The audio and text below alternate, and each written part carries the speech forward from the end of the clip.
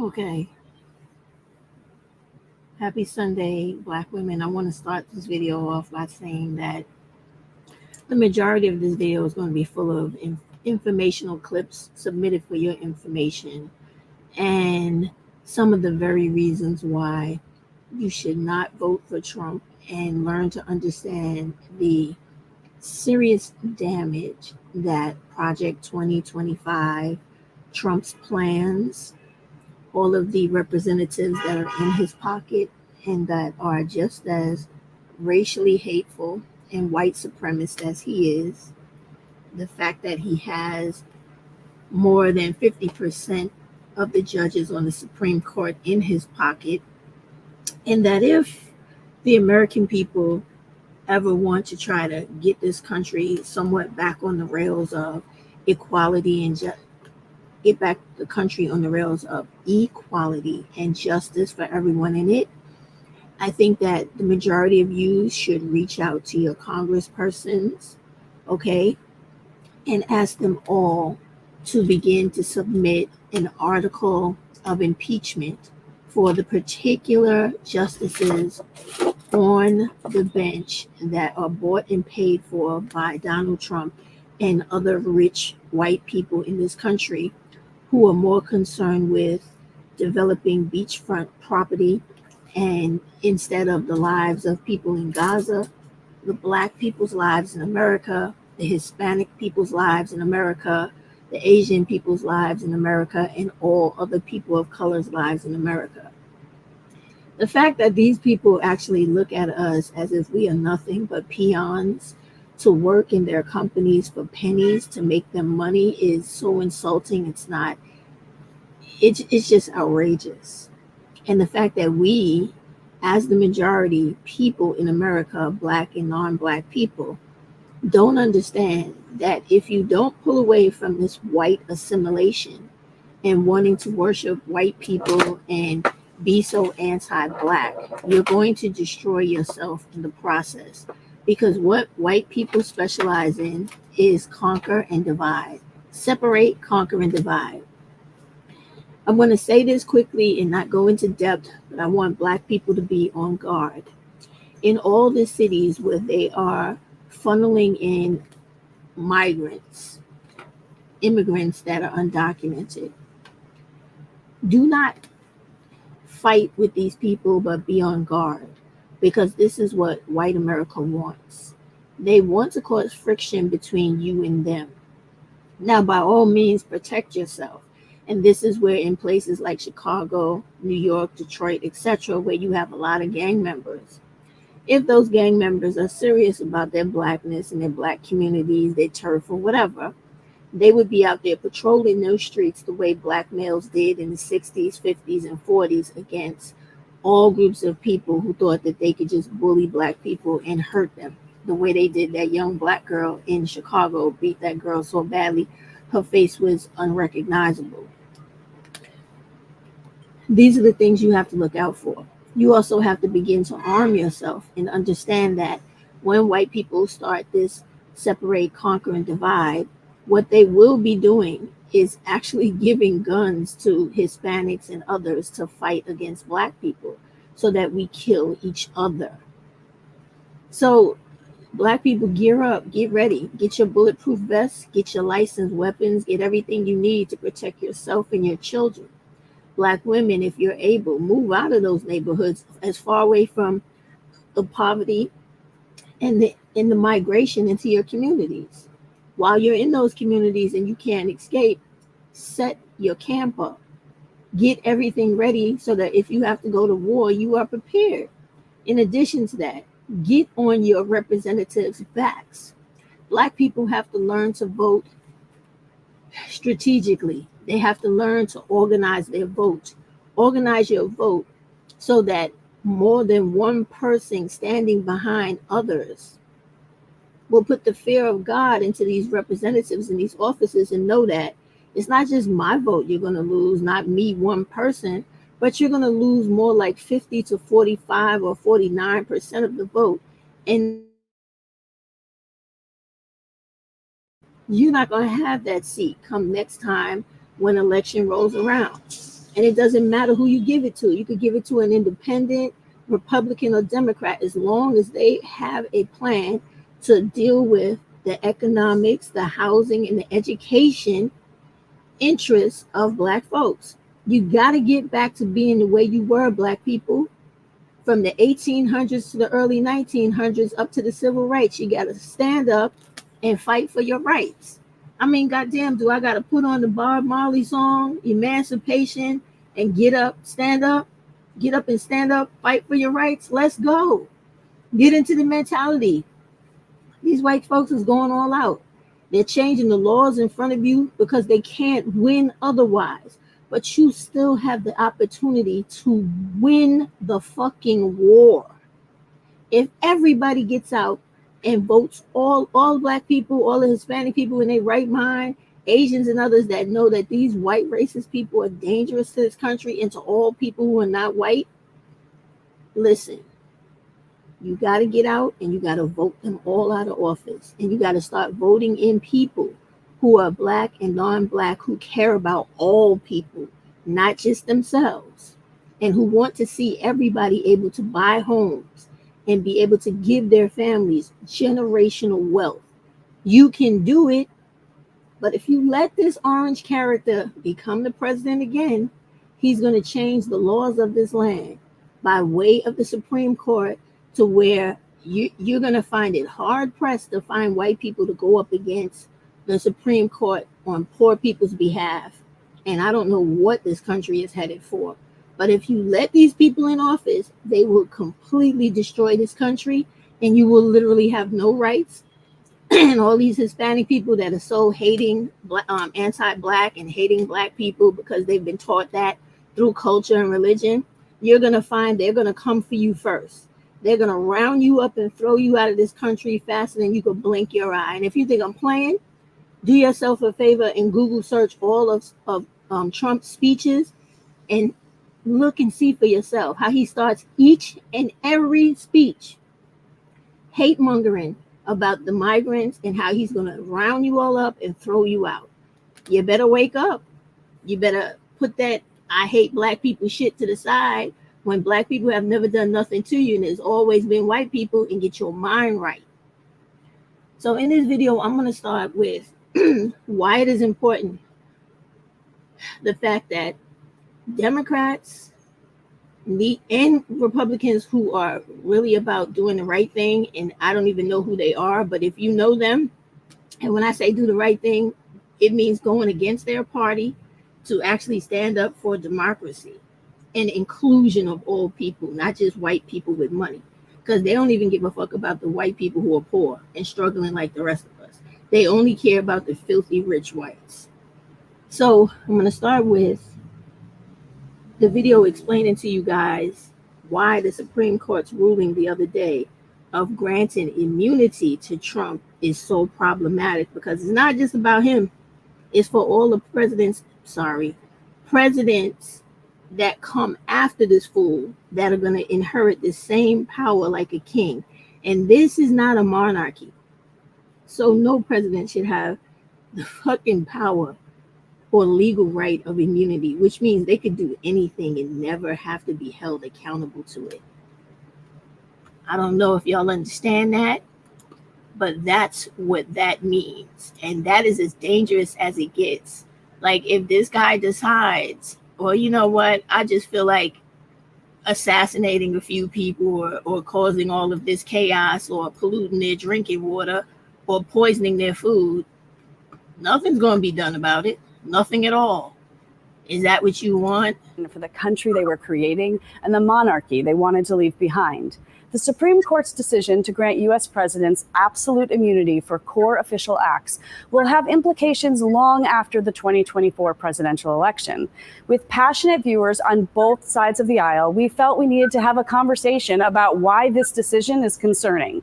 The Supreme Court is making decisions for the longevity and the health of our nation. Power is a problem when it's unchecked, because power is addictive and can be justified through any leader's personal beliefs. The editorial board and I can't think of any president, past or present, that we would feel comfortable with this type of unchecked power. It's very rare for someone to have incredible power, no accountability, and be trusted to make all the right choices for the good of the people. Look, both sides have contributed to a divisive environment, but we can't make decisions for just current times. Safeguarding our democracy is foundational to the responsibility of the court.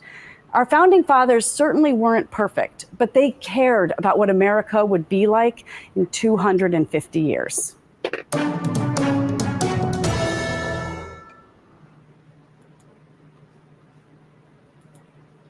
Okay, so we've seen what she's talking about, and the fact that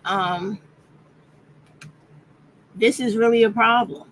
Like she said, how are we going to trust any president, and especially not Trump, to get inside the office and do right by people that he has declared he hates?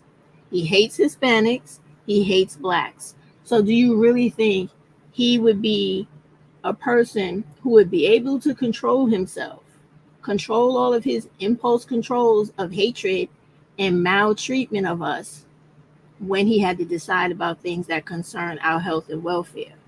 Especially now that he has immunity and nothing he does, he's going to be held accountable for.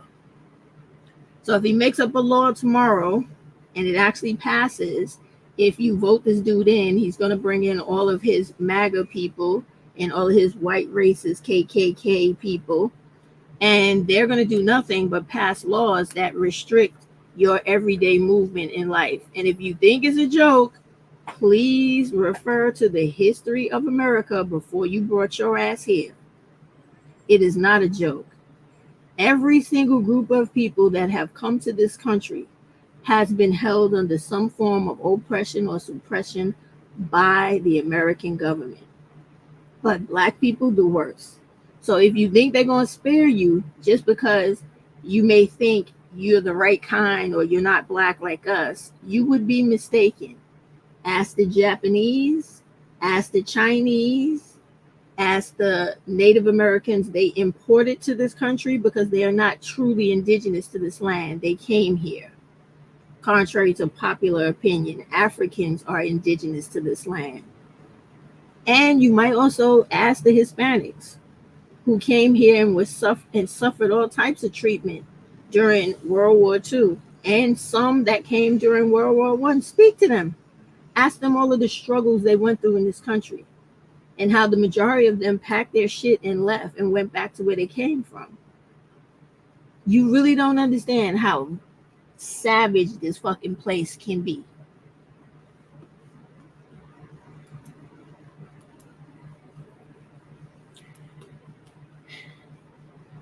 The question now is about whether or not Biden should step down, and if he does, all of the excuses racist white people are given as to not follow the law and not allow Kamala Harris to step into her rightful place.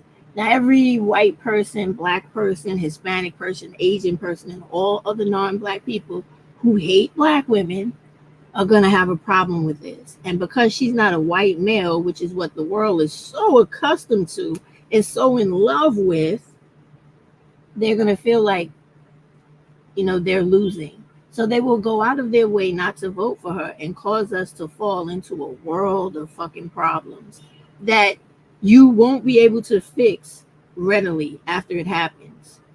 We will be suffering for the next 20 to 50 years because it would take that long for certain people to die, get sick, or there be all types of things that happen that are beyond your imagination, so that emergency things would have to kick in and we have to get rid of them. But do you know how many people would suffer and be killed and die as a result? Y'all think this is a joke, but it's not. It's very serious, okay? And these white folks are really not trying to play. They're here to try to make sure they maintain their white supremacy in this country because it's getting too brown and black for them. So here's the conversation at hand about who should Now, the way it works, who should take control of the country? The way that it legally is supposed to go is that the vice president steps in immediately when the president is unable to perform or conduct their duties.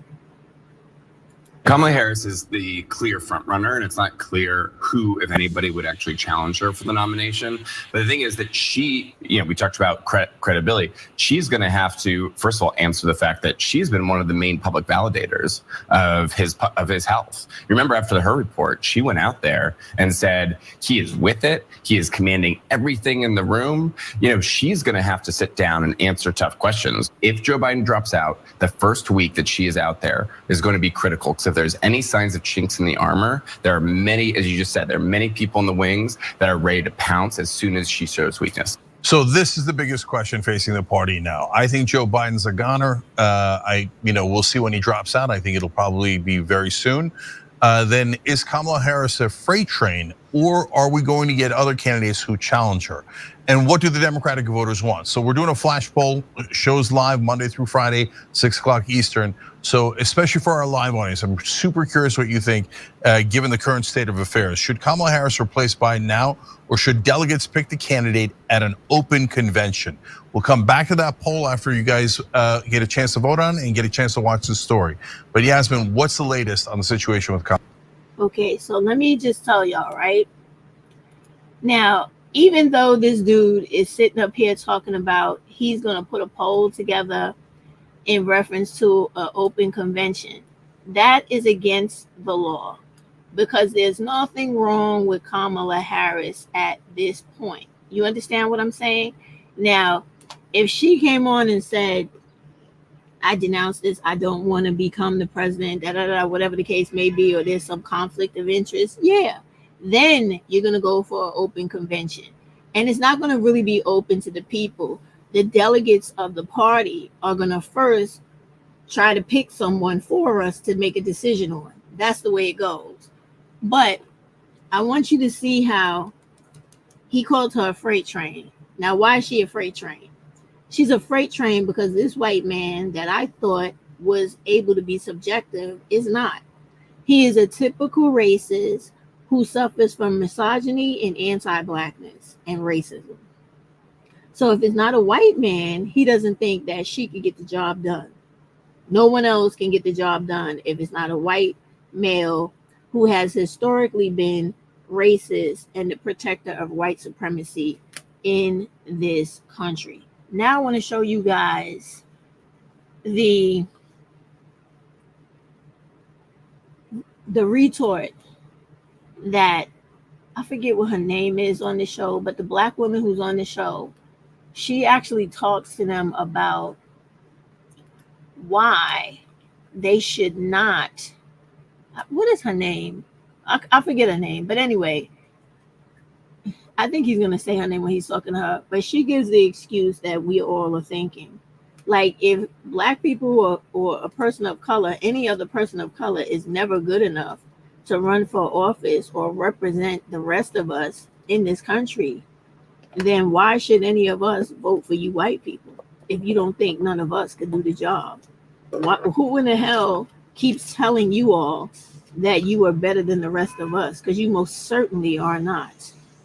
The rest of us, despite our histories in this world, have never been the colonizers of this world who go around to everybody's culture and country, causing nothing but death, devastation, and destruction. So let's hear her take on it, and y'all see what she's saying. Do not, should Joe Biden drop out, pick Kamala Harris. It's an exercise in futility, because we are so divided in this country, and that includes members of the Democratic Party, that should you pass over this Black Asian woman, you can forget about even diehard, staunch Democrats, Black people coming on election day and weighing in for anyone other than her. And I think that leaves the party dead in the water. So Sharon, that's really interesting. 2 questions for you on that.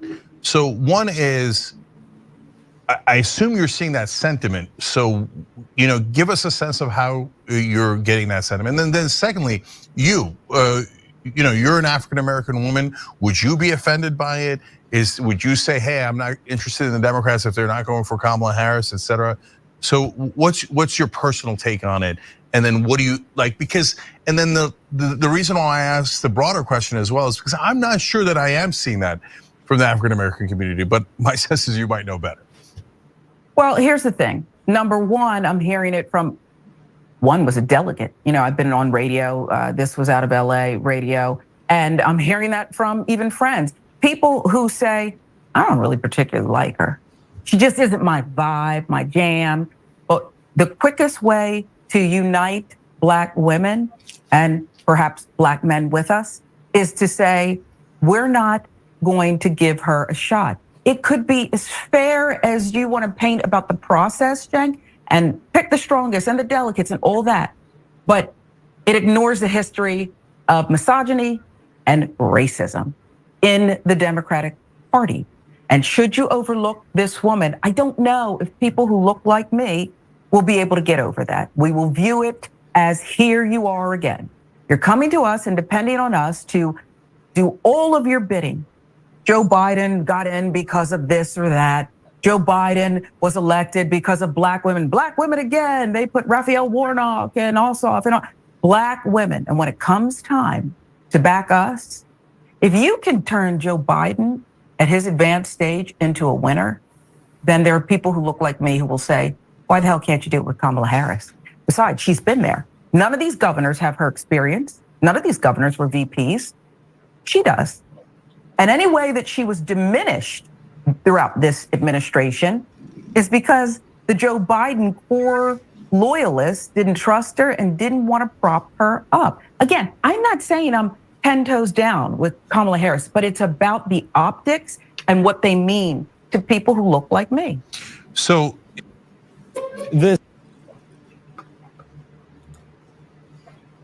So as you can see, she shares the same opinion that I do.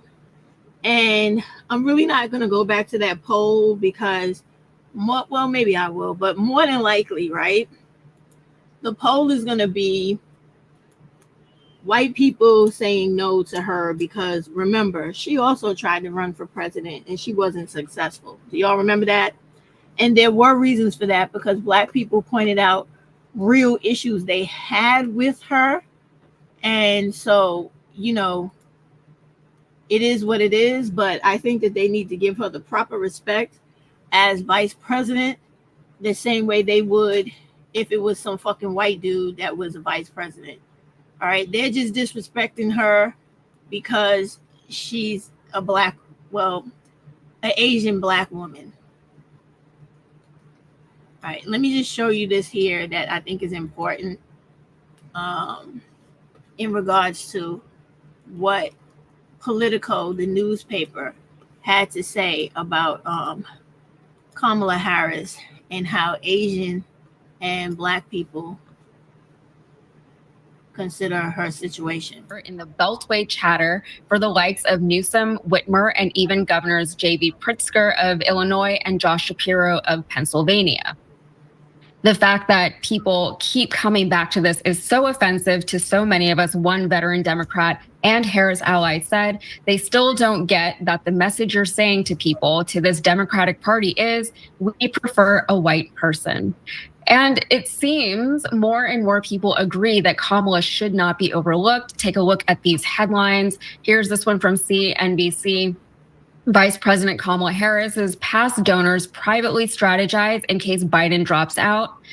This next one is from CNN. Democrats start moving to Harris as Biden digs in. And let me also just make this point out to you guys, right? That while this is happening, do not be fooled, right?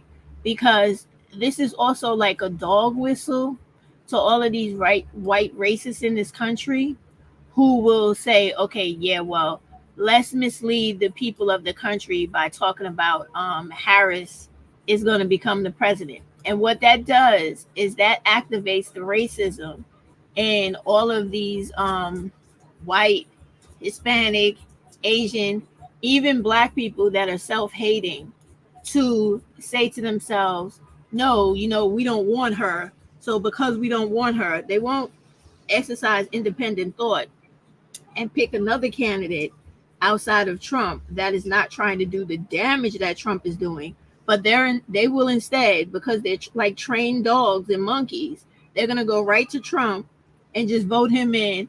And then once all the damage is done and their lives start to fall apart, I think he said the first 90 days he was going to war in office, then you'll realize that you should not have let your hatred for blackness and your misogyny towards women deter you, because now look what the fuck you're dealing with.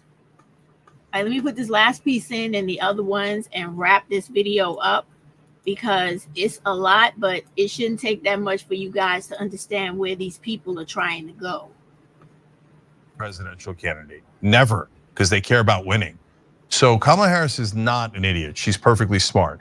But something happened to her where she cannot finish a sentence. So we're all supposed to just say, so now we're screwed either way, apparently. All right, well, let's go to what you guys think. 79-21 candidate. Just like I told you, right? Because he just exhibited exactly what I was saying. They have so much hatred for blackness, anything black. It doesn't have to be a black person. It could be a Hispanic person, an Asian person, a Muslim person. As long as they are not classified as a white Anglo-Saxon Protestant, they hate your fucking guts.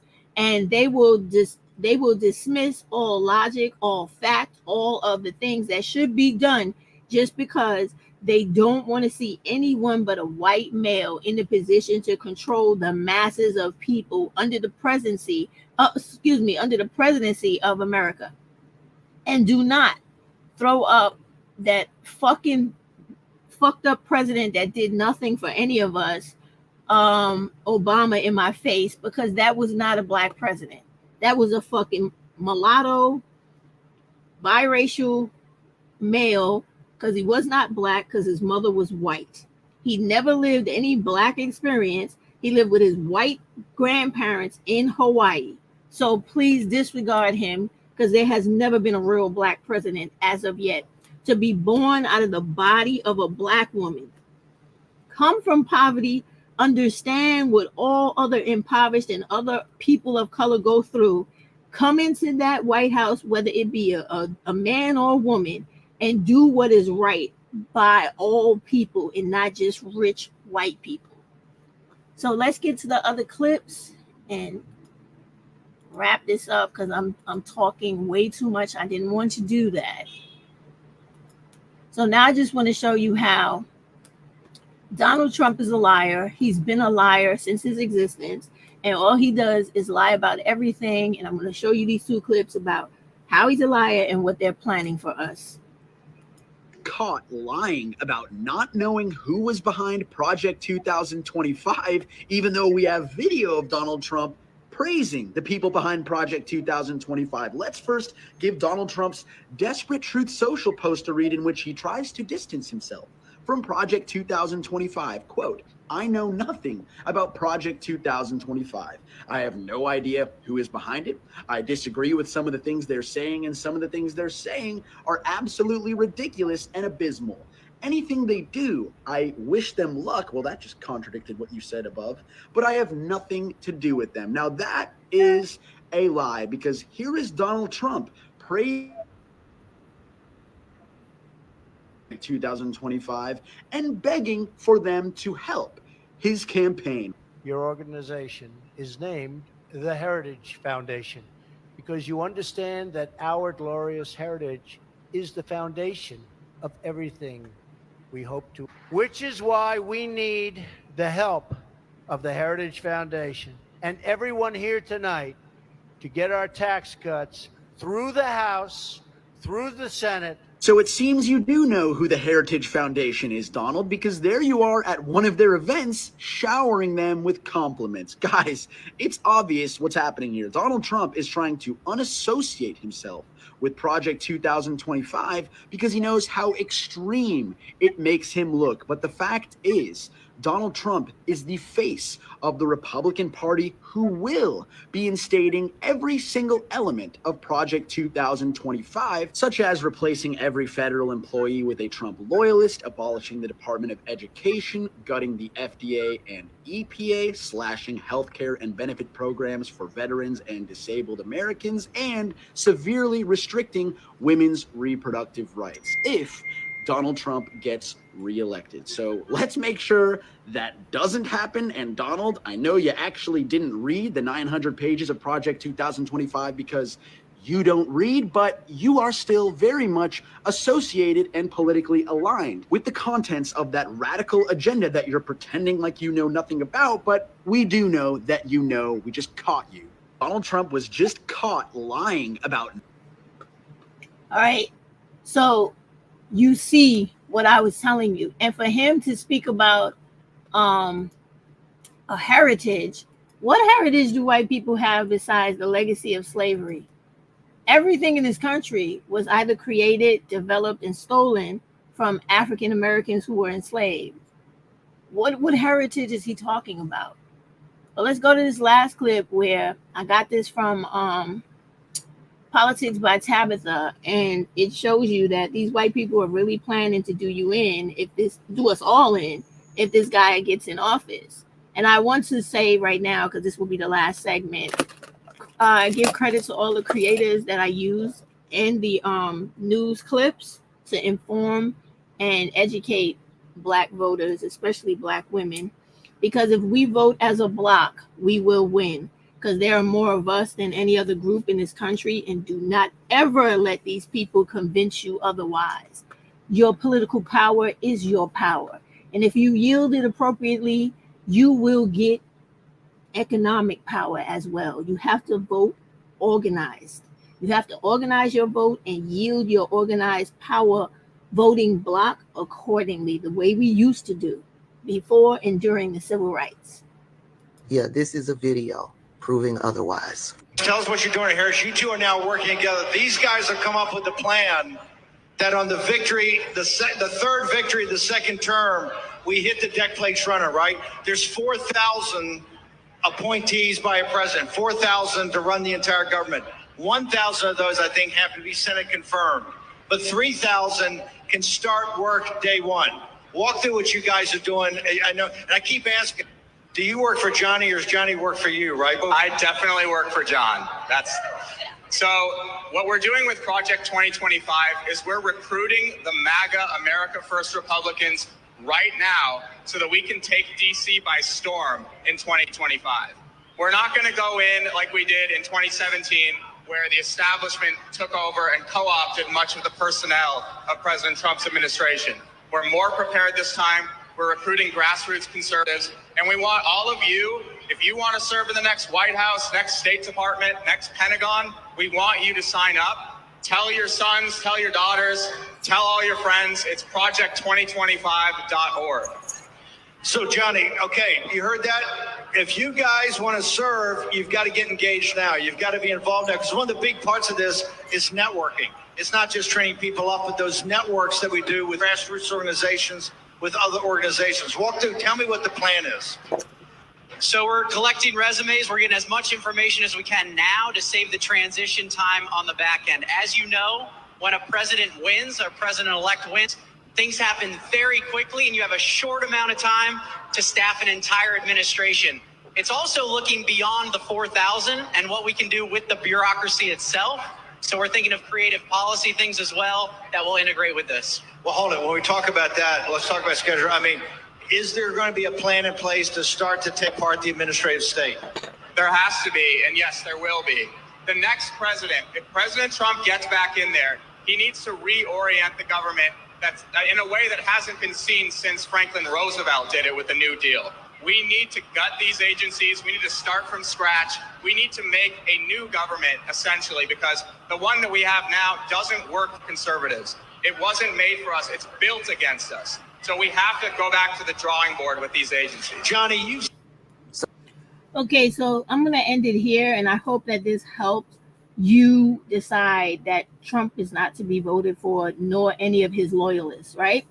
I want to add that when he spoke about FDR's term, do yourself a favor and Google how the average, everyday common American was living during FDR, not his cousin, but Roosevelt, Franklin Delano Roosevelt, during his time when he came up with the New Deal, so that you are aware of the fact that there was no unionization when it came to work during that time. Half of the 90% of the country was living in a famine. There was no social services for people, so whatever you made or could grow out of your backyard is what you ate. The majority of Hispanics, Blacks, and whatever other immigrants were in this country, they were living literally hand to mouth, whatever, scrounging, looking tattered, having nothing, looking like something out of a fucking Gone with the Wind movie. Understand that this country only got organized after FDR actually established, ratified, and started enacting the New Deal, which allowed people to get, so white people only now, no one else, social services and different things to help themselves while the rest of the country starved. If you want to see how it really looked, during his time before Roosevelt created the New Deal, he was suffering from polio and was gravely ill. He did a tour of this country in search of a cure for himself, not to help the people. And during that time, he really saw how impoverished everyone lived in this country. He created the New Deal after he was eventually cured of polio by a particular German doctor. And he was able to stand on prosthetics. But he had to go through the country to see just how devastated the people of the country was for him to start acting like a real president. And this is the shit that these people are talking about doing today in 2024, taking us back to a place where we would be living like that, and they will be living like kings and queens in this country. Have a good day. I hope I've given you more than enough to think about. Have a good Sunday.